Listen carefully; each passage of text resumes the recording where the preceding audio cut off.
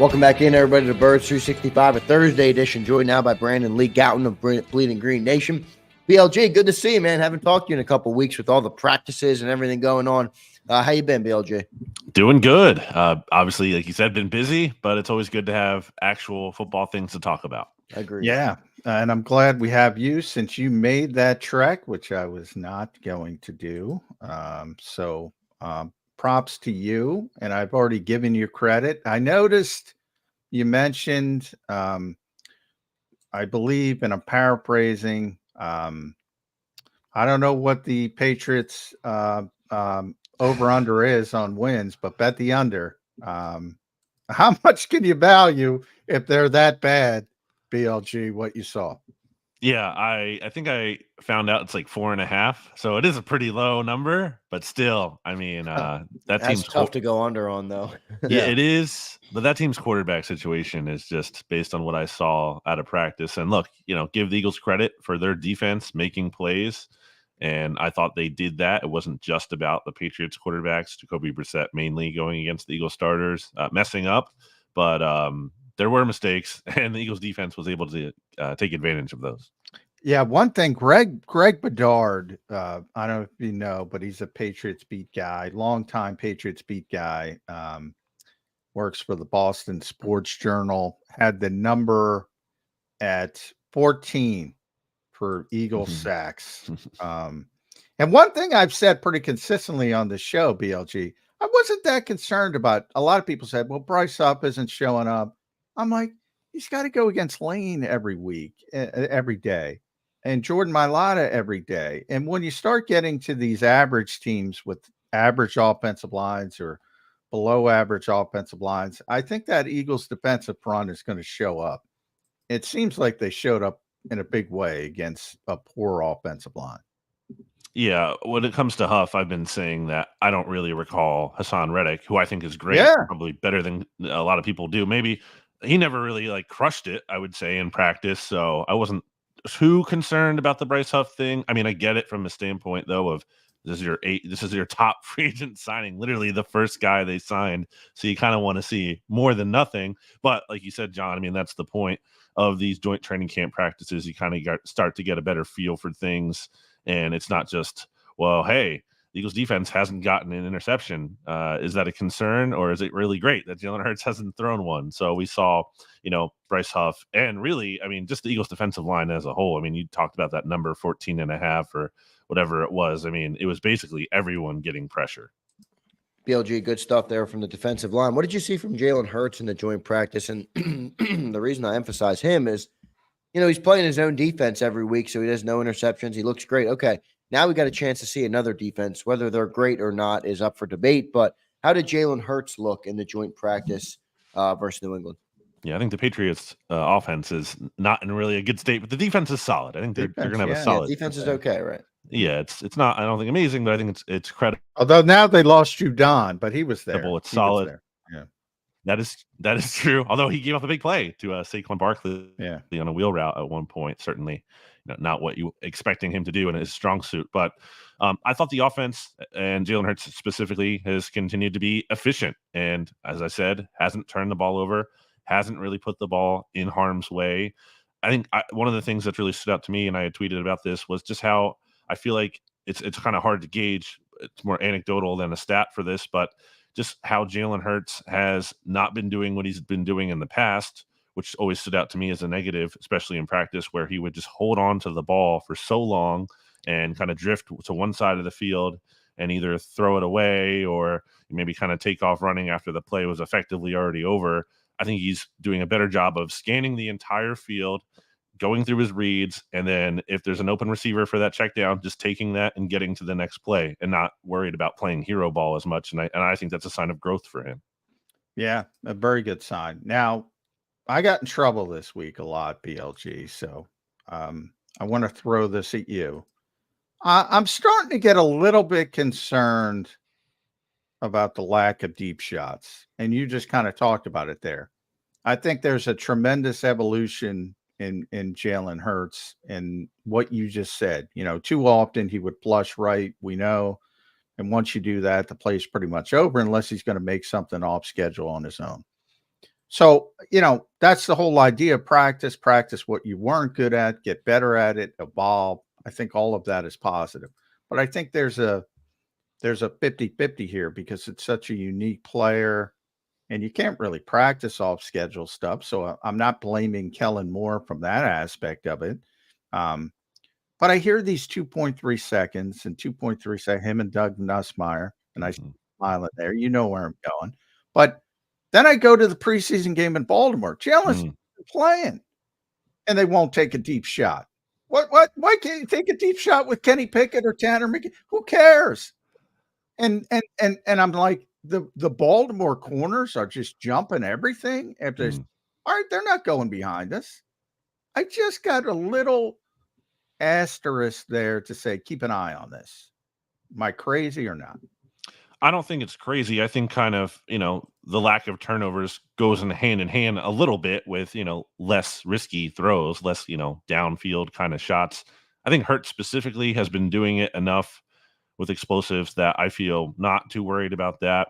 But to your point at the backups, I mean, Kenny Pickett's longest completion last week was what, like 10 yards? 11. Or 11. Both of them combined. Well, it might have been Tanner. I forgot who had the 11-yarder. I think it was Tanner. So, but right around there. Yeah. And I think Tanner specifically hasn't really taken a lot of shots down the field. Now, in fairness, I don't think he's had, great downfield talent to kind of work with, to be throwing to. So some of that is also the personnel around them. I think it's a fair thing to flag, but again, I think I've seen enough from Hurts to where I believe that the deep shots are still part of this. BLG, where are you on the linebackers right now? We've started to see, it looks like, at least from the outside, a shift into Kobe Dean being that starter. Jeremiah Trotter Jr. seems to be coming on strong. Where are you on the linebackers? Is it going to be Bond and White? Is it going to be Dean and White? Like, where are you on the linebackers? Who might be the starters come week one? Yeah, I mean, I think it's interesting because going into Tuesday's practice, we had only ever seen Devin White and Zach Bond as the first team linebackers up first in practice. And then Tuesday's practice was pretty weird because, they started, I believe, with Devin White and Nakobe Dean. And then, Zach Bond's on the second team. But then at some points, they're mixing in Ben Van Sumeren and Brandon Smith with the rest of the first team defense. Obviously, I don't think those guys are going to start. But the point is, like, they're trying a lot of different things at linebacker still, and I don't think that's settled. Plus, you have Jeremiah Trotter Jr., I think, coming on here. Obviously did not really even look like a rookie, I think, in the first preseason game. Had a good practice on Tuesday where he was able to step in front of a Jacoby Brissett, throw over the middle, and pick that off. Kobe Dean has been doing some positive things. Still, I think, question mark or liability even in coverage, but can play downhill, certainly. And he created an interception for Zach Bond in Tuesday's practice when he was able to break up a pass to Austin Hooper. So right now, I still lean towards Devin White and Zach Bond, but I think Nakobe Dean and Jeremiah Trotter Jr. are making it interesting. Buy or sell, I'm going to say week 6, no injuries. The chance that your two linebackers are Nakobe Dean and Jeremiah Trotter Jr. Week 6-ish. Both of them starting, you're saying? Yeah. I would sell both, but I would buy one of the two. Gotcha. Yeah, I think Nakobe's starting week 1. I do. I think he's starting week 1. I think it's been, they needed to see him stay healthy, number one. He struggled in coverage, but all their linebackers struggle in coverage. I was looking at it the other day, BLG. I think we get hyper focused on the Eagles because we cover this team, but there aren't a lot of great coverage linebackers in the NFL. Right. It's like, what are people expecting? I mean, the whole point of offenses, it seems to be, get these guys in space and try to take advantage of it matchup wise. So as long as you can be somewhat hold up somewhat competently, I think that's all they're looking for at linebacker. But I, in a weird way, I feel better about the linebacker situation this year because I've said this. I like their backups. So if you do lose, if you want to default as Devin White and Zach Bond as the starters, if you do lose those guys, I think you can get all the way down to Trotter and Van Sumeren, and it's not going to be that much different. Yeah, I think that's fair. I mean, I even like something like Brandon Smith has missed some time with a concussion, but when he's been out there, he had that one, I think because he got the concussion on a physical rep that he had at the open practice where he came on as a blitzer. He's actually the Eagles, biggest off-ball linebacker they have just in terms of size. Interested to see what he might be able to do in the preseason game tonight. Yeah, I think the backups there are solid. You're not looking at star potential by any means, but you're looking at guys who I think are physical, like you have Ben Van Sumeren, who play with energy, enthusiasm, fly to the ball. Yeah, I think the backups are competent, or at least appear to be that way. But I think your overall point, though, too, about how, it's funny, we talk about Eagles linebackers being a problem, and certainly they have been. And I get why fans are frustrated, absolutely. At the same time, just like the context of around the league, I mean, who else do you really want other than, okay, Fred Warner, sure, absolutely. But who are these other great linebackers besides that?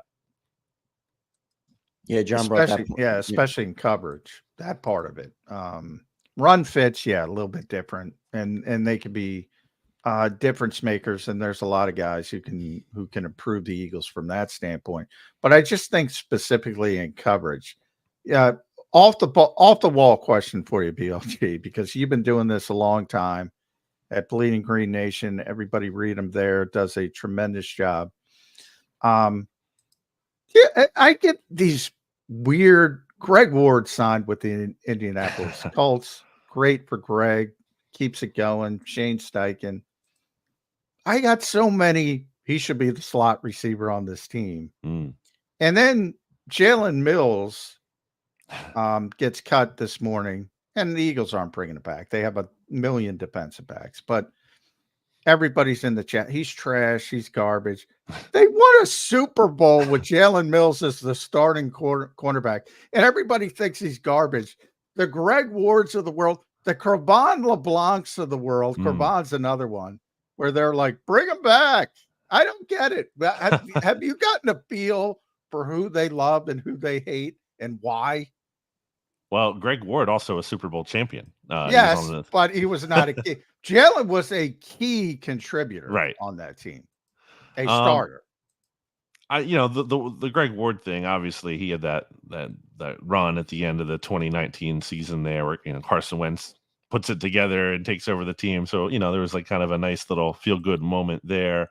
Jalen was interesting because I think people were so excited for him, as a rookie, being like the steal, and then he outperformed expectations early on, like rotating with Leotis McKelvin at the time, and as a rookie, as a starter. And then, the expectations become high because then, okay, he is a starter, and now he's not quite good as people want him to be. So, that's kind of more of an up and down one. And I think his personality too. I think some people either really identify with his overconfidence and love the finger wag and everything. I thought he had a tremendous personality. Yeah, he has the mentality for a cornerback. You need to be delusional and irrational to some extent. You're right. You're spot on, BLG. That is absolutely true. Yeah, and he always had that confidence. But he was a 7th round pick. And he's a Super Bowl. Yeah, I don't get it. And by the way, he wasn't a great corner. I'm not trying to say, but from my perspective would be, all right, this is a guy they should love. This is a guy they should love. And a lot of people don't. It mystifies me who they love and who they don't love. It mystifies me. BLG, any other key takeaways that you saw at the joint practice? Things that stood out? We talked about that defensive line looked pretty good, but any other players? Because it could be Quinyon Mitchell, could be anybody. Any other player or things stand out to you from the joint practice with New England? Yeah, I mean, this is not breaking news or anything, but A.J. Brown, Devontae Smith going to be a really big part of this offense still. Yeah. I mean, they were just targeted over and over, and especially A.J. Just like Patriots could not defend him at all. And except for one time where Christian Gonzalez broke up a pass to him, and AJ gave Christian Gonzalez props. And I think most people agree Christian Gonzalez is going to be a pretty good player. It was an interesting target when the Eagles were potentially in the mix for him leading up to that draft. So yeah, I mean, otherwise, some of these camp battles still raging on. Really interested to see tonight against the Patriots how they handle cornerback, how they handle right guard. Linebacker expected to be the rotation. I think Johnny Wilson didn't really have a great day of practice against the Patriots. Kind of would like to see if he can actually step up here in the preseason game and do anything after also really only having that one catch last week. So yeah, some of these camp battles still going on. Yeah, I did see Johnny, some one-on-ones with Christian Gonzalez. That's a bad matchup. I mean, Christian's a really, really good player. I did see Devontae Smith put him on skates, though. That was pretty good. Yeah, well, Devontae's a really, really good player, and Devontae's a tremendous route runner. But Johnny's it becomes that strength versus strength versus rookie. But the one guy that kept coming up for some of the Eagles' struggles, if they had many, there wasn't many, but interior offensive line, and most of the time it was 77. Mekhi Becton. I don't know, BLG. You're a tall guy. I've asked you the tall guy question before. I don't see too many 6'8" guys out there playing guard.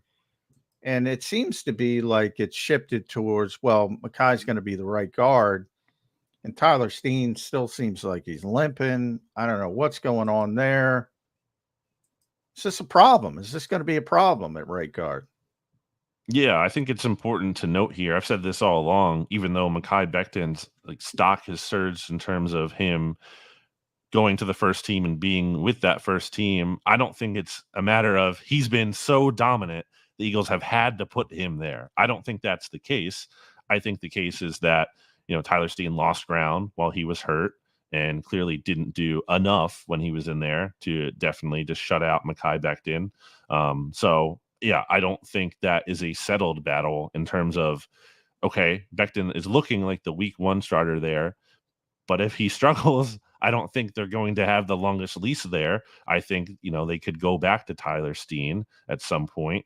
And yeah, so to me, that's still very much an open battle as it relates to the outlook of the season. In terms of week one, I think it's going to be Becton, but I don't think that means he has it the entire year. We were talking about the Super Bowl just as a follow-up to that. And that year it was Isaac. They wanted Isaac to seize the job. Young player, very much like Tyler Steen is now. He wasn't able to do it. He did start the season as the starter. And then they went to Chance Warmack.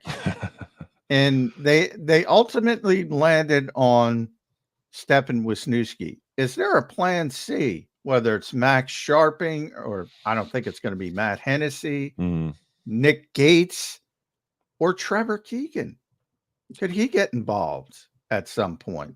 Mainly taking left guard reps, but he's going to be a right guard essentially. Could there be a plan C? I would like to see Keegan get some right guard reps. I think it's kind of weird that we haven't seen that at all to this point, especially because on the Hennessy point, I don't think Matt Hennessy's making this team. No, I don't think he is. He was out there last week playing with Nick Gates and Max Sharping. They took all the same amount of snaps, whereas by contrast, Brett Toth, was repping with Steen and whoever else was out there with the second team offensive line. Arian Kennard played the whole game. Yeah. So I don't think Hennessy. I should have mentioned him, by the way. He can play guard too. Darian, throw him in the mix.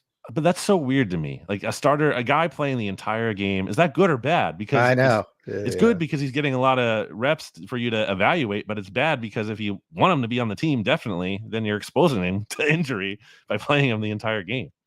Yeah, you're right. It is an interesting catch, and you don't see it that often. I had to double take it. Yeah, I'm like 100%. You rarely see that in preseason. That was Darian Kennard. We'll see how that shakes out.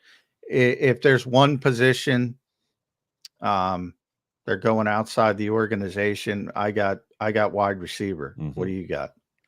Yeah, I think they probably need more help there. I think Britton Covey has had a good camp, and I think he can be reasonably a possession kind of receiver for you that you can rotate into the mix. Basically what Greg Ward of old was. I think he can kind of be that guy, but I don't think that's a full-time kind of third receiver thing as much as a guy you mix in and as a role player.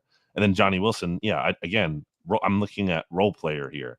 And I know there's the thought that maybe you could split the time between those two guys. I don't think that's quite enough, especially if you have an injury to one of the top two guys. I still think you need someone else in there. Now, Paris Campbell's coming off the injury list, so maybe he finishes camp strong and he ends up being that guy. Would still need to see a lot before we feel good about that. But yeah, I think receiver, they have to do something. Yeah, we'll see what they end up doing there. I don't dislike the committee approach when you're talking about wide receiver 3, but it does get scary, as you point out, as John's pointed out many times. If you lose one of your top 2 guys, you really have nothing on the outside to replace him. And I think that's where, that position gets complicated. But BLG, let's move to that. But on the defensive side of the ball, cornerbacks, Quignon's been playing a lot of slot. Isaiah Rodgers has been getting the outside reps for the most part here in camp. You think that's how it's going to be on day one? You think that's going to be your starting 3? Yeah, I think tonight's going to be really interesting in terms of, like, are the starters playing at all? We saw the defensive starters play against the Ravens. And if they don't against the Patriots, does that mean Isaiah Rodgers is sitting and he's won the job? Is Keely Ringo, who I thought looked good against the Ravens, flashed? Is he in the mix still? Is that going to be a thing? And is it possible that Quignon just takes the job on the outside, which I still think there's a chance of that happening? Cooper's here, man. We don't know when Cooper's getting ramped up, but I think he's the butterfly effect. Where that's Johnny right. Mac's been he's been the captain of the Quignon on the outside train. Yeah, it's still alive. Although it's looking for now that Quignon will start out in the slot, or at least it's trending today. But I think kind of. Maybe not. I think it kind of went under reported or like under discussed that last week when the Eagles played their starters against the Ravens, it was Quignon and Isaiah Rodgers on the outside in base. Yeah, it was not, what we see normally with more so Isaiah Rodgers and Keely with no Slay there in base. So, yeah. And it was Quignon at right corner. Rodgers was in for Slay. So that indicates to me when there are only 2 cornerbacks on the field, Mitchell's going to be on the field, but when they need a slot, he's going to move inside. And I just don't like it, Brandon, because I'm like, eventually, it's not going to happen week 1 now because Cooper's missed too much time. But it was pretty evident to me that, and it's still pretty evident that that's where they're going. And they want Cooper to play inside and they want Quignon to play outside. So why mess with Quignon? Just put him out there and you can make do with Avonte Maddox or Tyler Hall or whatever. I don't know. That's one I don't like. I question Vic on, which I know you can't do, but I'm going to question him. I don't want to mess with him. He's going to be a great outside corner, I think, Quignon Mitchell. I mean, I think Vic has been honest about like not really preferring that in a perfect world. I think the way, he explained it was kind of like we're saying here, like just getting your best players on the field ultimately and trying to let the talent win out as opposed to being worried about fit as much.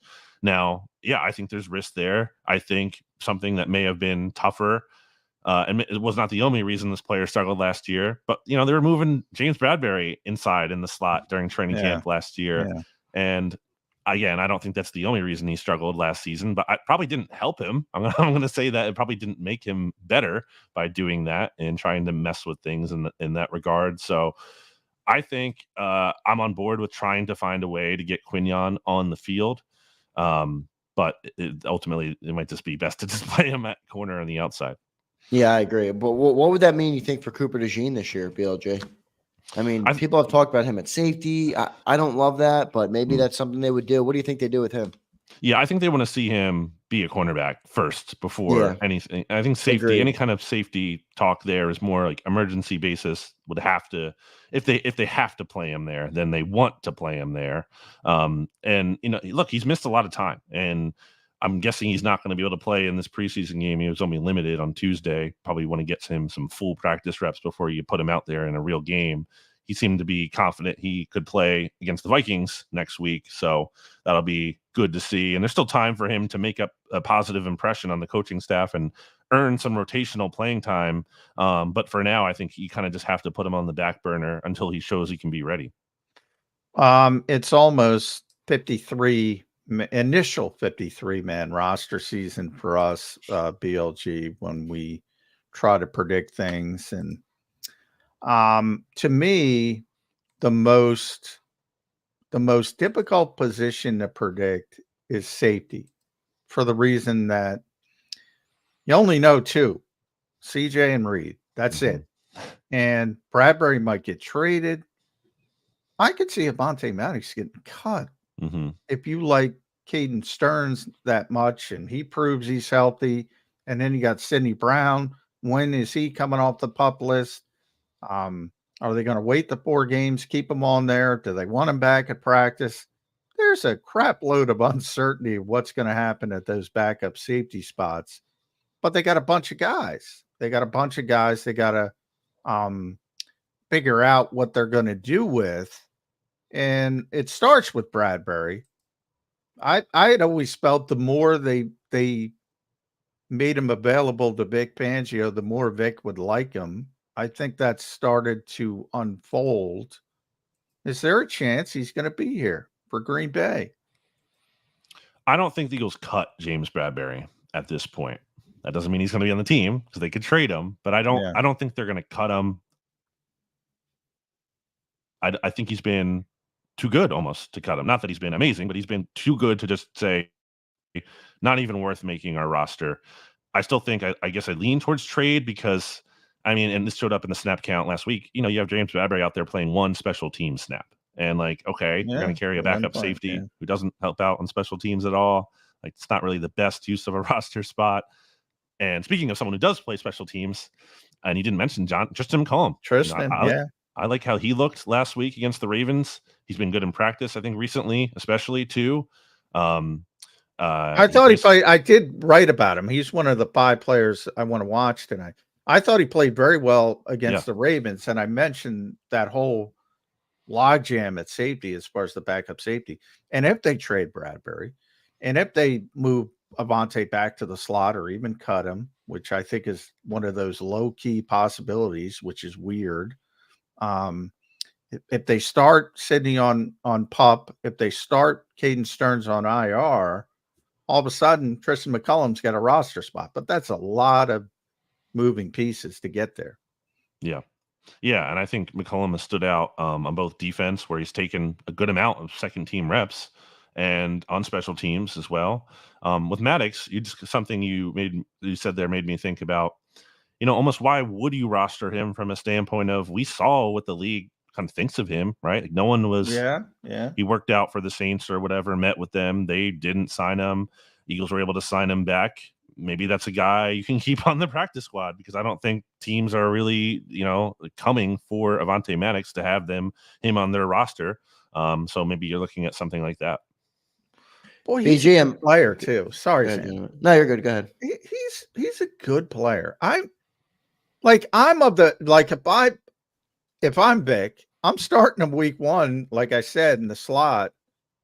To me, he's healthy, right? I don't know how long he's going to be healthy, but he's healthy. And then I put Quinyon outside. That's my whole thought process. I don't want to mess with Quinyon. And I think short term for the Green Bay Packers, that's your best way to win, because he knows how to play the position, as opposed to a rookie who's never played it before. And by the way, Green Bay's got a shitload of good receivers, and Jordan Love is where he is. I thought, you know, he probably needs a little bit more development before he's the highest paid quarterback, but nonetheless, he's been very good. I don't know. I like Avonte Maddox. I think he could still play, but your thought rings true. I mean, what am I missing? The rest of the league looked at him, and I thought at the time it was just the injuries.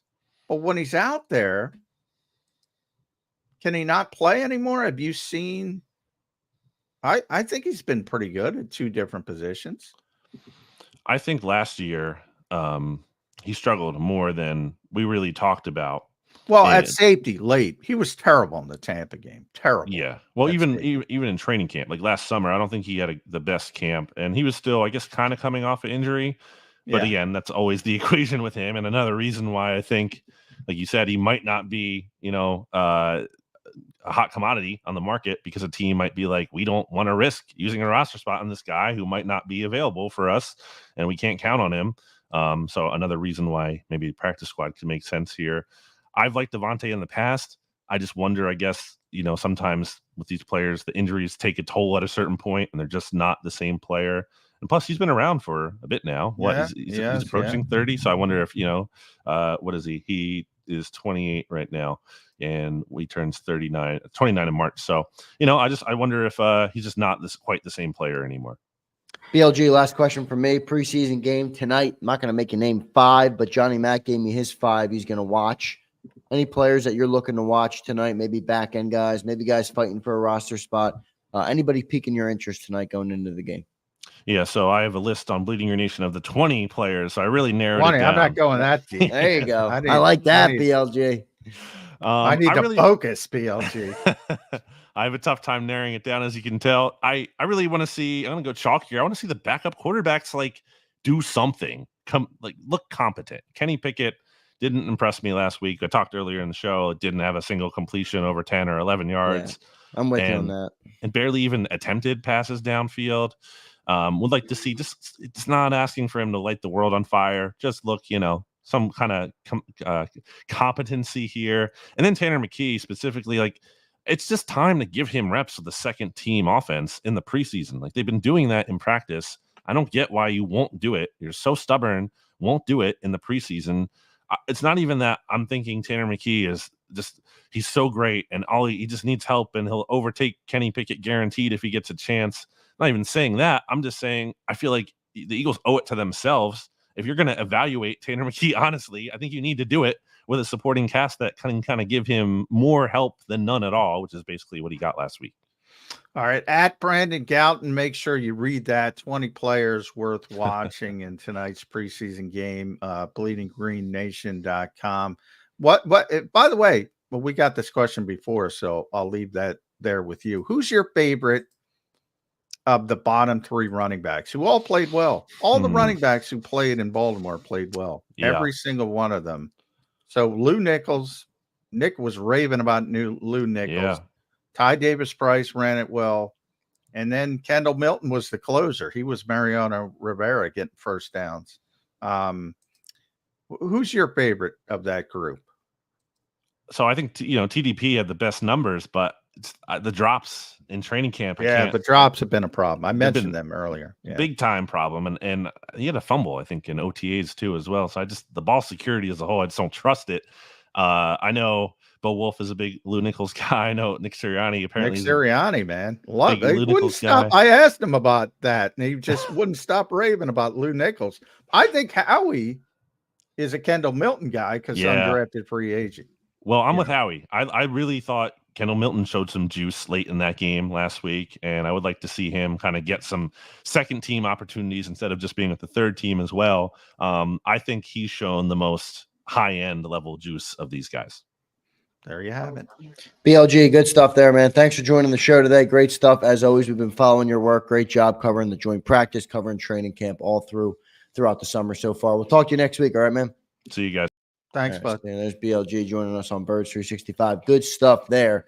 I want to get a final timeout in, but it looks like we got a new member. CZ, thanks for becoming a member, man. We appreciate you joining. I appreciate the support of the channel. Thank you so much, CZ, for becoming a member. You're officially eligible now for the Saquon Barkley jersey on our giveaway this year. We'll be giving away hopefully one a week, everybody, if he can get 120. Now, I don't know if he'll be doing that, but 125 yards every time 125 is going to be a good season if we're giving away one a week. If we're giving away one a week, Johnny Mac, that's you're nearing, I don't know how close to historic, but close. I mean, he's going to be north of 2,000 yards. 125 a week. Yeah, that's going to be a good season for the Philadelphia Eagles. Well, I would love to give away 20, Johnny Mac, but I don't know if we will. Let's go to our super chat here from Surgical. Surgical, thank you, man. $10. We appreciate that. He says, I know you guys have a slight worry about short passes. Wasn't Hurts throwing a lot of running back screens last camp and never did in season?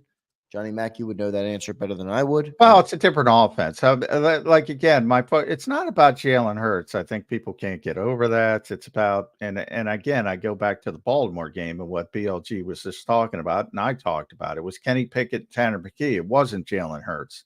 To me, it's about the default setting of the offensive coordinator, whose own words are 2.3 seconds, which I got, I think Doug Nussmeier got in a little bit of trouble revealing that.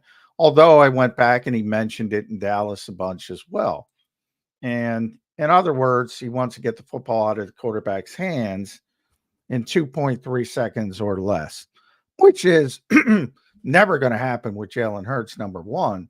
Number two, I don't want him to become that quarterback, which is pretty consistently, that's the point guard quarterback. That's the Mo Cheeks quarterback for old school basketball fans, or newer school Eric Snow the last time the Sixers went to the NBA Finals. That's that type of quarterback. Jalen is too much of a